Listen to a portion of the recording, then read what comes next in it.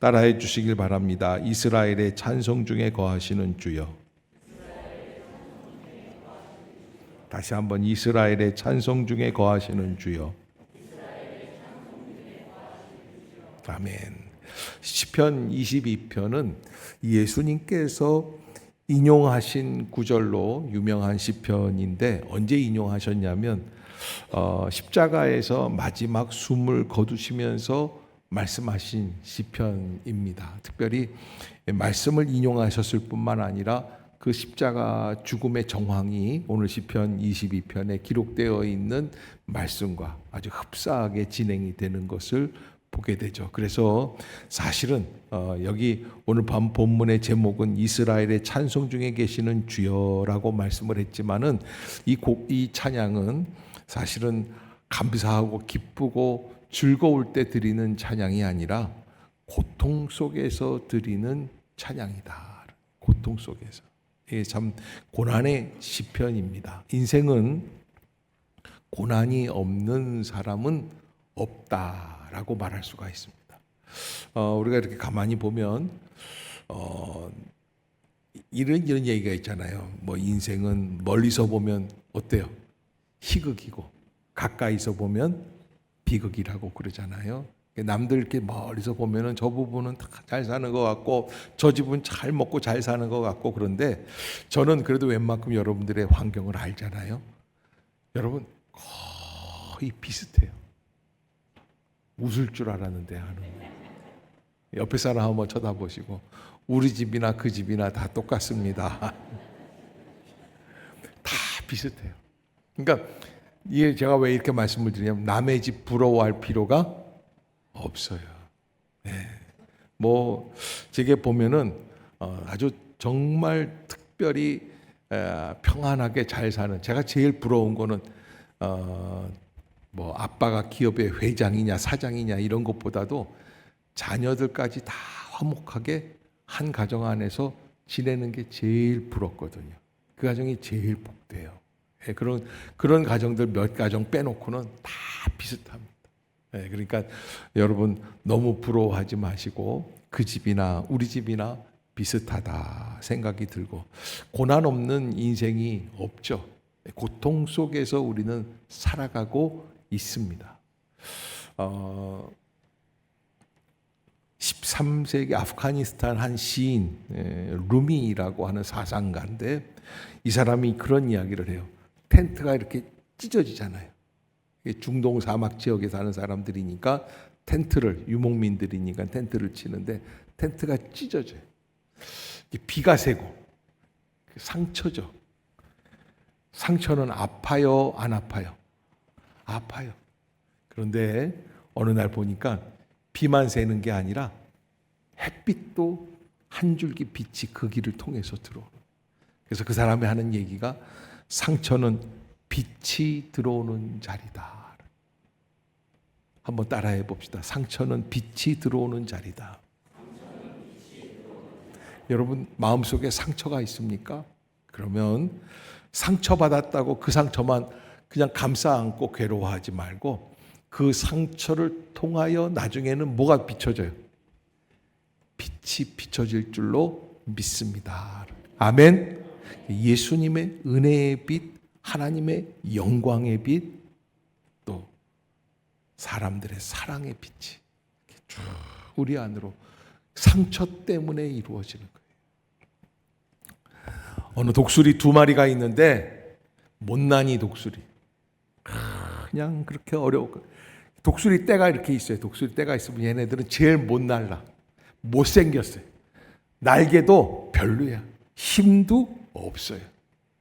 그래서 치워가지고 그래서 저 꼬레비 먹이가 있으면 여러분 여기 저기 이제 임진강 쪽으로 이렇게 해서 이제 그 강변북로 이렇게 쭉 넘어가다 보면 이제 판문점 나오는 길 있잖아요. 좀 알아듣는 것 같은 표정으로. 근데 그쪽 이렇게 지나가다 보면 문산 지나면서 이게 평야 이제 그 논이 쫙 펼쳐지는데 거기 보면은 이게 뭐가 있냐면 겨울이면 북에서 저 모스크바 저쪽에서 독수리 떼가 와서 거기서 기거를 해요. 그래서 또 거기 보면은 파주군 뭐 이런 데서 말이죠, 군청에서 나와가지고 뭘 뿌리고 있냐면 독수리 먹이 뿌리고 있어요. 하여간 참 오는 사람 다 먹여 살려야 되는 거예요. 그런데 이 독수리 떼들이 이렇게 시커멓게 와서 앉아 있어요. 그런데 앉아 있는데 그 가운데 못난이 독수리들, 날지도 못하고 힘도 없고 맨날 처지고. 그래서 두 마리 독수리가 죽으려고 자살을 결심을 했어요. 야, 이럴 바엔 차라리 죽자. 그러고서는 독수리가 독수리 죽으려면 힘들어요. 벼랑에서 떨어져서 죽어야 되는데 독수리 날개가 있잖아요. 그래서 두 마리가 껴안고 죽기로 했어요. 야, 너 죽고 나 죽자. 그러고서 벼랑으로 가서 두 마리가 눈물을 뚝뚝 흘리면서, 그랬더니 저쪽에서 대장 독수리가 확 날아오더니 잠깐! 그럼 멈춰! 그랬더니 너희들 왜 그래? 이 상처 좀 보세요. 우리가 이렇게 하고 저 독수리들이 우리를 개무시하고 막 그냥. 그랬더니 대장이 껄껄 웃더니 얘들아, 내 가슴도 한번 좀 보렴. 대장 독수리 가슴에 상처가 이만저만이에요. 깜짝 놀랐대요. 아니 대장님도 왜 그렇게? 다 인생은 상처를 통해서 성장해 가는 거란다. 너희들도 조금만 참으면 나처럼 더 멋진 독수리가 될 수 있지 않겠니? 이럴 때 아멘 해야 되는데. 아멘? 여러분, 상처 없는 사람이 없어요. 그런데 상처는 뭐가 들어오는 자리다? 나중에 빛이 비춰질 자리다. 고통은 잠시지만 포기하면 그것은 영원히 우리를 괴롭힌다고. 그래서 알버트 아인슈타인, 어려움 속에서 기회가 피어난다. 고통 없이 성장은 없다. 니체가 얘기를 했어요. 고통에 대하여 겪어본 사람들은, 특별히 극복한 사람들은 이런 이야기를 합니다. 고통은 선생의, 스승의 얼굴을 하고 온다. 고통에는 뭐가 있다는 거예요? 가르침이 있다는 거예요. 가장 어두운 밤이 가장 빛나는 새벽을 준비한다라고 이야기를 합니다. 그러면 그 고통의 시간들을 어떻게 지내야 할까? 2019년도 12월에 코로나가 시작이 됐어요. 그런데 그렇게 시작이 되고 20년도, 21년도 온 국민이 집에서 나가지를 못하고 마스크를 쓰고 다니고, 그냥 밤이면 다 식당 문들이 닫고 노래방도 닫고 갈 데가 없어서 온 국민이 집안에 틀어박혀 있는데 TV에서 뭘 만들었냐면 트로트 열풍을 만들어내. 그래서 그때 뭐 영웅도 나오고 이명웅, 뭐 이런 사람 나왔는데 미스터 트롯이라고 하고 미스 트롯이라. 근데 미스 트롯 결승전 시즌 2예요. 7명 딱 압축을 해서 7명이 결승에 나가는 거예요. 여러분, 트롯 가수가 수천 명이 있대, 우리나라에. 그 중에 제일 잘하는 트롯 가수 7명을 뽑은 거예요. 얼마나 대단한 거예요. 그냥 이제는 무명의 서름을 벗고 고생 끝, 이제는 영광만이 빛나는 길을 가게끔 되어 있어요. 한번 거기에 뽑히면, 여러분 이렇게 보니까 저는 이렇게 보면은 김다현, 다현이를 좋아해요. 너무 예쁘고 내 딸 같고. 물론 내가 걔네 아빠 닮지는 않았어요. 하여간 어떻게 이렇게 아주 똑똑하게 그 노래를 잘하는지 모르겠어요. 참 좋다 그러는데 그렇게 되는 거예요. 그 중학교에도 집안을 먹여 살릴 만큼 번대잖아요. 그러니까 얼마나 잘 됐어요. 근데 시즌 2에서 그렇게 올라가서 탁 됐는데 그 중에 한 명, 이름은 들어봤나? 진달래. 야, 난 그때 그 아가씨를 잊을 수가 없는 게 키가 1m 70에 늘씬하게 그냥 쭉쭉 빵빵해. 너무 예쁜데 노래를 잘 불러. 저런 사람은 대단하다 싶었거든요. 웬걸.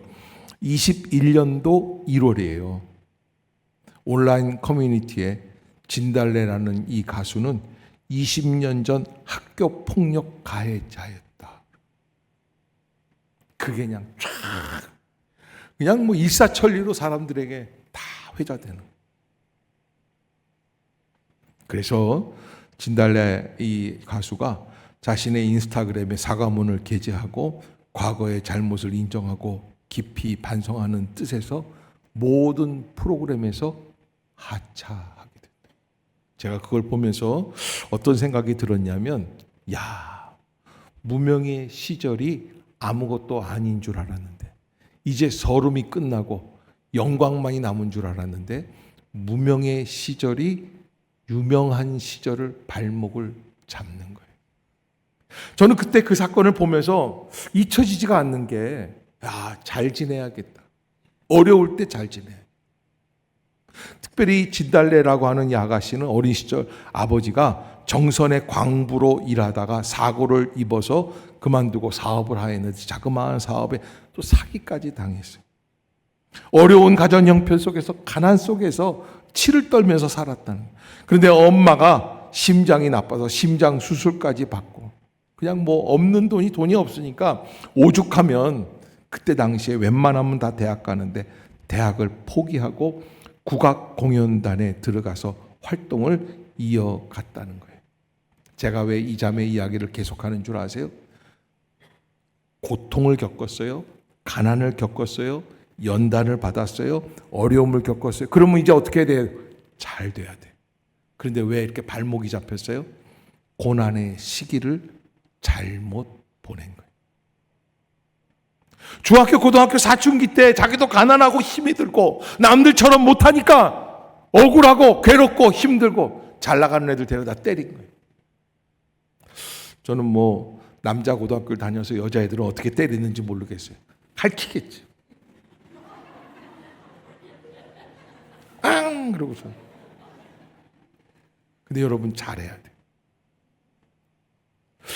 내가 고통 중에 있다고 남들에게 함부로 폭력을 행하는 건 아니라는 거예요. 저는 그때 참 무섭다. 인생이라는 게, 인생이 그런 거잖아요. 뿌린 대로 거둔다라는 얘기가 있잖아요. 말도 심은 대로 열린다고 하잖아요. 옆에 사람 한번 보세요. 옆에 사람 보시고 좋은 말만 하세요. 네. 한 번 더 보시고 제발 덕이 되는 얘기 좀 해주세요. 덕스러운 얘기를 해야지. 그냥 꼬집는 얘기, 찌르는 얘기, 그냥 비꼬는 얘기 이런 거 하죠. 그러다가 그냥 때린다고. 고발하세요. 010-3750-2997. 우리가 참 어려운 시기, 고난의 시기, 상처는 빛이 들어오는 자리라고 단순히 상처만, 장소 자국만 남으면 되는 게 아니라 이 고난의 시기를 어떻게 지내야 되는가? 바울은 로마서 5장 3절로 4절에서 우리가 환난 중에도 즐거워하나니 환난은 인내를, 인내는 연단을, 연단은 소망을 이루는 줄 알미니라. 아멘. 아멘. 시편 126편에 눈물로 씨를 뿌리는 자는 기쁨으로 단을 거두리라 말씀을 하셨어요. 고린도후서 12장 9절에 바울은 내 은혜가 내게 족하도다. 이는 내 능력이 약한 데서 온전하여짐이라. 따라해 봅시다. 내 능력이 약한 데서 온전하여짐이라. 여러분 어떻게 약한데 온전해질까? 이것이 기독교 신앙의 법칙이에요. 약해야 온전해져요. 강하면 잘못되는 거예요. 그러기에 우리는 하나님 앞에서 약한 모습으로, 약한 자의 마음으로. 예수님이요, 마태복음 27장 46절에 오늘 본문 시편 22편 1절을 인용하면서 엘리 엘리 라마 사박다니 하셨어요. 아버지요, 아버지요, 왜 나를 버리시나이까? 저는 오늘 본문을 준비하면서 생각을 해봤어요. 하나님의 아들이신 예수님이신데, 하나님의 능력을 입고 오신 분이신데 좀 십자가에서 죽으시면서도 째째하지 않게 하나님 감사합니다. 나는 주님이 나를 죽이실지라도 나는 하나님을 원망하지 않겠습니다. 그랬으면 더 멋있었지 않았을까? 아니요. 그랬다면 그 이후로 예수님을 믿고 따라가는 사람들이 힘들고 어렵고 고통 속에 있을 때마다 부르짖었던 그 소리를 못하게 될 거예요. 그러기에 하나님은 어떤 하나님? 고난 속에 있는 자들을 돌보시는 하나님이에요. 아멘. 그래서 시편 22편을 주석을 하면서 많은 주석가들이나 해석가들이 내 하나님이여 내 하나님이여 어찌 나를 버리셨나이까 라고 하는 이 고백은 하나님의 배반, 하나님이 나를 버리셨기 때문에 위축돼서 하는 고백이 아니라 하나님 나를 버리시지 않으실 줄로 믿습니다 라는 거예요. 지금 버리시는 것 같지만 하나님은 나를 버리시지 않을 줄로 믿습니다. 왜? 하나님의 약속이 있기 때문에. 그래서 아버지를 부르는 거죠. 그래서 하나님을 찾는 거예요. 호세아 선지자도 우리를 찢으셨으나 도로 낫게 하실 것이다. 저는 어린 시절 엄마에게 매를 죽도록 맞았어요. 사실 이렇게 몸이 된 게 다 부은 거예요. 맞아가지고. 네. 어렸을 때 참 많이 맞았어요. 우리 어머님이 때리셨는지 안 때리셨는지 우리 집에서 내 소리가 나오면 아는 거예요. 우리 어머니 참 호랑이처럼 무서우셨어요. 왜냐하면 이제 그때 나중에 이제 어머님 나이 들어서 몸도 아프시고 누워 계실 때 제가 한번 여쭤봤어요. 왜 그렇게 저를 때리셨어요? 애미의 사랑은 속사랑이다. 참 책임 없는 무책임한 얘기를 이렇게. 예. 옛날 어머님들은 다 그러셨어요. 예. 그런데 제가 맞다 보니까 맞는데도 기술이 필요하더라고요. 제가 뭘 맞으면 그냥 맞는 사람이 아니에요. 맞다 보니까 꾀가 나요. 그래서요, 어머님이 나를 때리실 때 처음에 한두 대는 맞아 드려야 돼요. 그걸 안 맞으려고 막 도망다니면 때리려고 하는 사람 열받아요, 안 받아요? 제가 그래서 때리는 분의 마음을 헤아려서 몇 대 맞아 드려야 된다라는 거 그때 알았어요. 벌써 5학년, 6학년 때. 맞자. 몇 대 맞아. 그리고 얼른 엄마 잘못했어요. 그리고서는 엄마 다리를 붙잡아. 그러면 엄마가 꼼짝을 못해요. 벌써 내가 한 5학년쯤 되니까 힘이 세가지고 딱 붙잡으면 엄마가 꼼짝을 못하는데 때리긴 때려야겠거든. 그 우리 어머니는 포기를 안 해요. 그래서 탁 막대기를 하고 때려요. 근데 때리다 보니까 내가 다리를 붙잡고 있으니까 잘못하면 누구 다리를 때려? 자기가 아픈 거예요.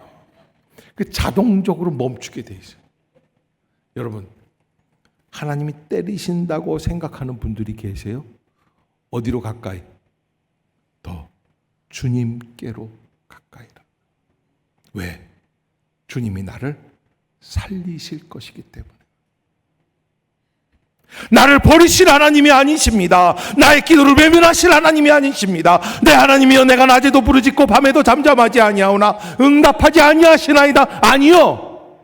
하나님은 응답하실 하나님이에요. 4절 5절에 우리 조상들이 주께 의뢰하고 의뢰하였으므로 그들을 건지셨나이다. 그들이 주께 부르짖어 구원을 얻고 주께 의뢰하여 수치를 당하지 아니하였나이다. 주님은 우리를 버리실 수 없는 분이심을 믿습니다라는 고백이 담겨 있어요.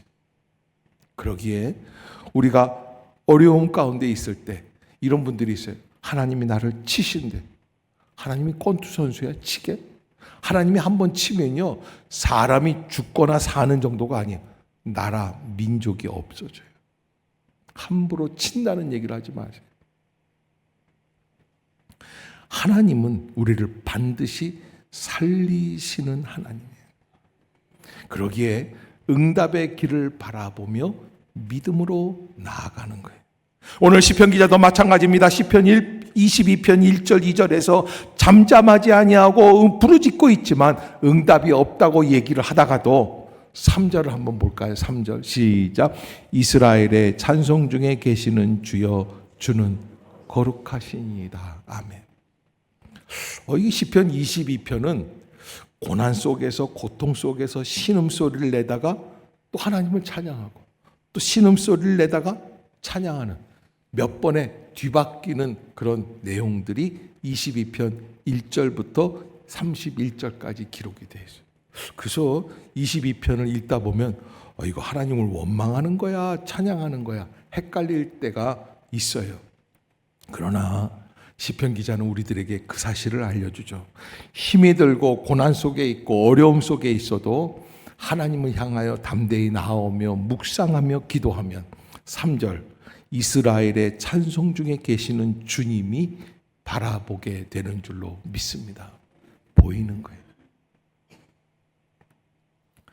분당에 우리 교회를 담임하고 계시는 우리 교회인데 우리 교회가 아니라 이찬수 목사님 교회. 굉장히 재미있는 표현인데 이걸 못 알아들으시는 이게 안타깝네. 이찬수 목사님 저랑 동갑이에요.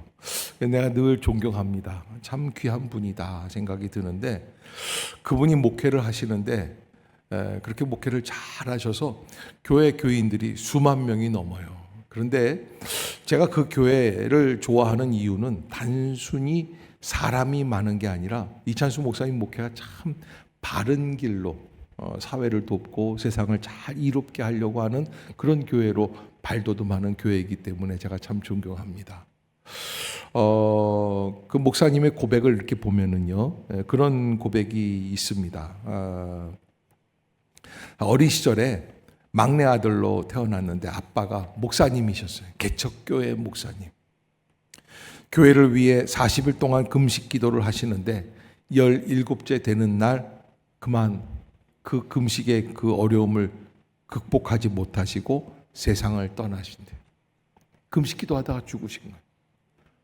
하나님이 계신 거예요, 안 계신 거예요? 아니, 하나님이 계시면 그런 일이 있을 수 없죠. 온 가족이 다 하나님을 떠나야지 될 그런 위기. 그런데 교회를 위해 금식하며 기도하는데 교회를 불같이 일으켜 세워주시기는커녕 담임 목사를 데려가신 그 하나님이 원망스러워서 아들은 그때부터 하나님을 멀리하고 그렇게 얘기를 해요. 내가 당시 가장 이해하기 힘들었던 분은 하나님도 아버지도 아닌 엄마였대요. 왜? 남편인 목사님이 싸늘한 시신이 되어서 돌아왔는데 보통 사람 같으면 목사라는 직분에 회의가 들어서 신앙을 저버리고 떠나갈 텐데 엄마는 막내 아들한테 그런 이야기를 했대. 그때부터 네가 빨리 커서 목사가 되어야 한다. 저는 이 부분이 감동이에요. 그 엄마의 포기하지 않는 믿음. 뭐라고 그러냐면 내 아버지는 하나님께서 너무 빨리 부르셔서 미처 열매를 거두지 못하셨지. 그러니 자식인 네가 아빠의 뒤를 이어 열매를 거두어야겠다. 저 같으면 그럴 것 같아요. 열매는 개뿔 무슨 개열매가 사람이 죽겠는데. 그런데 엄마는 아들에게 무던히 계속 얘기를. 직장 생활하다가도 직장에 무슨 어려움이 생기거나 무슨 안타까운 일이 있을 때마다 이런 생각이 드는 거예요. 내가 정말 신학을 해야 되나. 30살에 목사 안수를 늦게 받아요. 그리고 교회로 돌아와서 목사가 되었어요. 그리고 지금 세상에 그 누구도 감당할 수 없는 축복 속에 교회가 날로 성장해 가고 있는 거예요. 그런 모습을 보면서 하나님의 은혜는 당대에서 잘못됐다고 해서 그때로 끝나는 것은 아니라고. 저희 아버님도 사실은 제 무릎팍에서 아버님이 78세에 돌아가세요. 지금부터 벌써 한 40년 전이죠. 소천을 하시는데 한 말씀도 안 하셨어요. 제가 우리 아버님 얘기를 설교 때는 어머님 얘기는 많이 했지만 아버님 얘기는 거의 잘 안 하는데 한 말씀도 없으셔요. 그래서 아버님 뭐 하실 말씀 있으면 하세요. 못 하셔요. 근데 내가 지금 이제 이렇게 이 나이가 되도록 살아보면서 생각해 보면 왜 못 하셨을까? 할 말이 없는 거예요. 왜? 평생을 그 할아버지도 장로로 인생을 사셨고 우리 아버님도 장로로 인생을 사셨어요. 믿음을 잘 지키고 평양에서부터 지금까지 교회들을 잘 섬기면서 오셨는데 모든 거에 실패하셨어요. 모든 게 어려워지셨어요. 또 아내는 우리 아버님 돌아가시기 전에 저희 어머님이 쓰러지셨거든요. 반신불수로 누워있어요. 본인 생각할 때도 하나님 왜 제게 이런 어려운 십자가를 주십니까? 제가요, 그 모습을 보면서 그런 생각이 들었어요. 나는 결코 사업을 안 하리. 나는 하나님만 믿고 따라가야겠구나.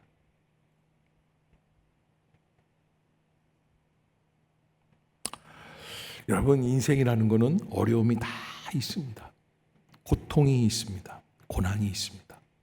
그러나 그 고통 속에서, 그래서 우리 아버님이 그때 이제 제가 이제 고등학교에서 대학 갈 때 고2 말이에요. 겨울 방학 때 이제 아버님한테 가서 제가 아버님 이제 신학교에 가야겠습니다. 우리 아버지가 가만히 있으세요. 나는 찬성하실 줄 알았는데 찬성을 안 하시더라고요. 그러더니 뭐라 그러냐면 나중에 이렇게 얘기한 거예요. 닭을 삶아 주시면서 이렇게, 아야 아무개야, 목사 되면 배고프다. 장로 되라. 그래서 제가 그때 그랬어요. 배고파도 가겠습니다. 배고파도 가. 그랬더니 배가 안 고파. 그거 참 희한해. 하나님 들으셨나 봐.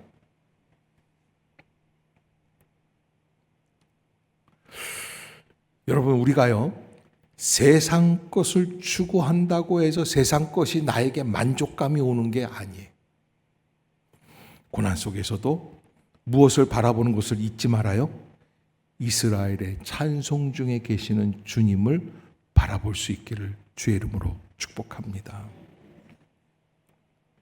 사람들은요, 오늘 본문에서 이렇게 이야기를 해요. 6절에 보면 시편 기자가 이런 고백을 합니다. 나는 벌레요 사람이 아니다. 사람의 비방거리요 백성의 조롱거리이다. 나를 보는 자는 다 나를 비웃으며 입술을 삐죽거리고 머리를 흔들며 말하되 그가 여호와께 의탁하니 구원하실 걸, 그를 기뻐하시니 건지실 걸 하나이다.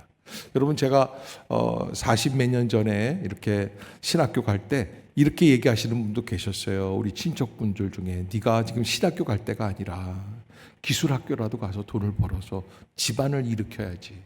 엄마 아빠 다 이렇게 아프시고 연로하실 때 네가 지금 너 하나님의 뜻을 순종하겠다고 그 신학교 가는 게 맞냐? 지금 생각해 보면 아니요. 100번 1000번 다시 가도 저는 신학을 해야겠다라는 생각이 있어요. 그것이 하나님의 은혜예요. 하나님께로 더 가까이 가는 길이 살 길이에요. 거기에 은혜가 담겨 있어요. 여러분, 신앙생활을 하는데도 어려움은 있어요. 그러나 그 어려움 때문에 신앙을 포기하지 마세요. 주님께 더 가까이 나아가세요. 그러면 하나님이 마침내 우리를 다시 인도해 주시고 그의 길을 열어주시는 줄로 믿습니다. 그래서 그런 어려움 가운데, 그런 힘든 가운데 마치 나에게 있는 그런 모든 영양분이 다 빠져나가는 것 같은 어려움 속에서도 20절에 이렇게 이야기를 합니다. 시편 기자가 내 생명을 칼에서 건지시며 내 유일한 것을 개 세력에서 구하소서. 나를 사자의 입에서 구하소서. 주께서 내게 응답하시고 들소의 뿔에서 구원하셨나이다. 아멘. 얼마나 힘들면 이렇게 고백을 하겠어요.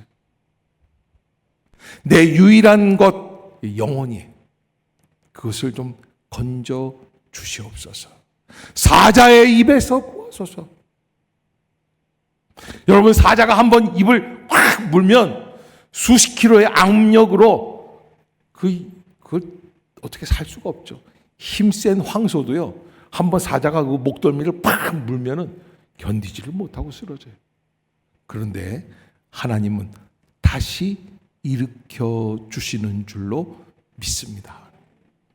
그러기에 그 어려움 속에서 시편 기자는 22절 23절 한번 읽어봅시다. 결단하는 거예요. 고난 속에서 나는 이렇게 살겠습니다. 시작.